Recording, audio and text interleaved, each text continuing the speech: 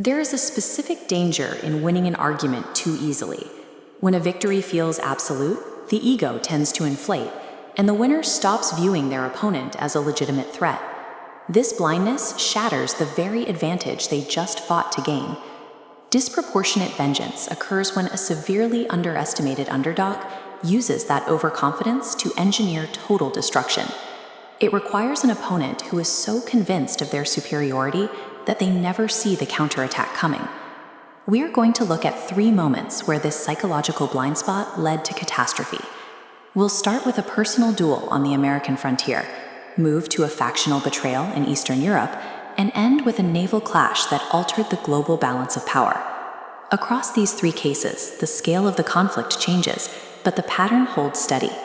The moment an opponent is dismissed as irrelevant is the exact moment the tide begins to turn. In 1805, the American frontier was a place where reputation was worth more than gold.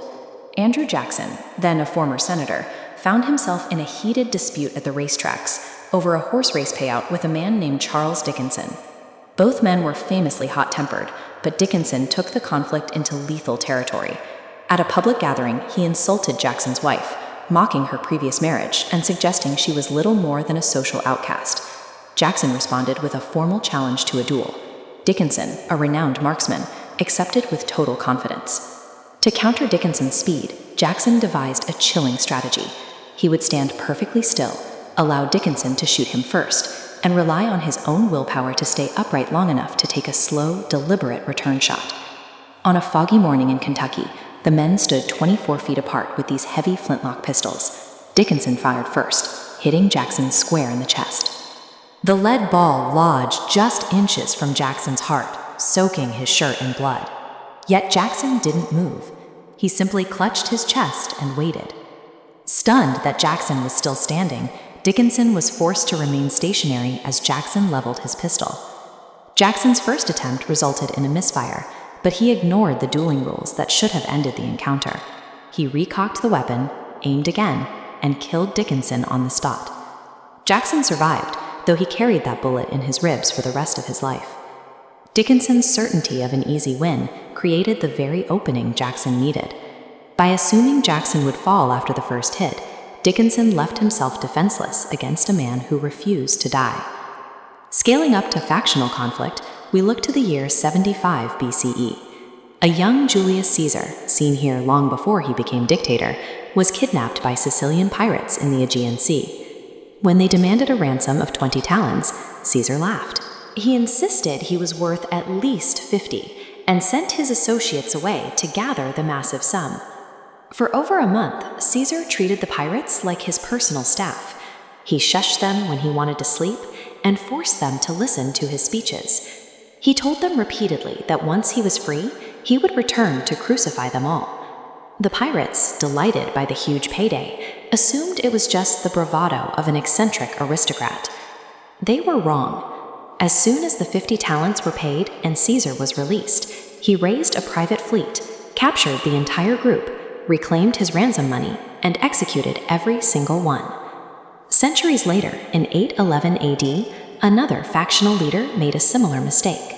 The Eastern Roman Emperor, Nicephorus I, invaded Bulgaria with 20,000 men. The Bulgarian Khan, Krum, desperately sued for peace, but Nicephorus saw the offer as a sign of total submission and refused to negotiate. Nicephorus sacked the Bulgarian capital of Pliska, burning it to the ground. Believing the Bulgarians were broken, he began a slow march home through the mountains. Krum, however, had spent that time secretly blocking the exits of the Varbitsa Pass with massive wooden palisades. The Roman army found themselves trapped in a narrow valley, surrounded by Bulgarians on the high ground. The resulting slaughter was total. The Romans were driven into a muddy river and killed in such numbers that the water was choked with bodies. Nicephorus himself was among the dead.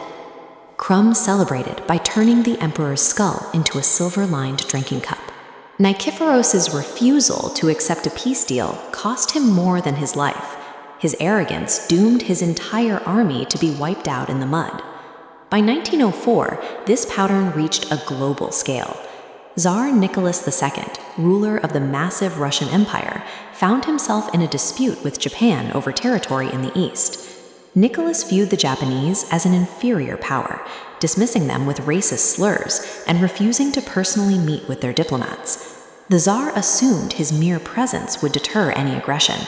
He was so confident that he left the Russian Pacific Fleet sitting idle and exposed at Port Arthur. He ignored the possibility that a smaller nation would have the audacity to strike a European superpower. Japan responded to the Tsar's disrespect with a surprise nighttime torpedo attack on this harbor. The strike crippled the Russian fleet and forced Nicholas to scramble for a solution. He decided to send his Baltic fleet on an 18,000-mile journey around the world to retaliate. The voyage was a disaster. The crews were largely untrained peasants, and the ships were in poor condition. By the time they reached the Strait of Tsushima 8 months later, the sailors were exhausted, and the Japanese were waiting. Admiral Togo executed the Crossing the T maneuver. Steaming across the Russian column let his fleet fire broadsides, while the Russians could only use front-facing guns. The destruction was near total. In a single afternoon, the Russian armada was erased. Japan lost just 3 torpedo boats. Admiral Togo's victory stunned the world. It was the first time an Asian nation decisively defeated a European empire in a full-scale war. The Tsar's initial dismissal of Japan as a minor threat directly led to one of the most lopsided naval defeats in history. His imperial overconfidence proved to be a terminal strategic liability. History shows a recurring rhythm to these collapses. The initial feeling of absolute security, the belief that an opponent is too small or too weak to fight back, is almost always the precursor to total devastation. The consequences of these revenge tours shifted the course of nations. Jackson's survival propelled him to the White House. Caesar's ruthlessness paved his way to the Roman throne. And for the Tsar, the humiliation at sea, seen in the unrest captured in this photograph, fueled the internal anger that would eventually spark the Russian Revolution. Whether it's a duel on a dirt track or a battle across an ocean, the lesson is consistent. The moment a person or a nation begins to feel untouchable is the exact moment they stop looking for the trap their opponent is already building.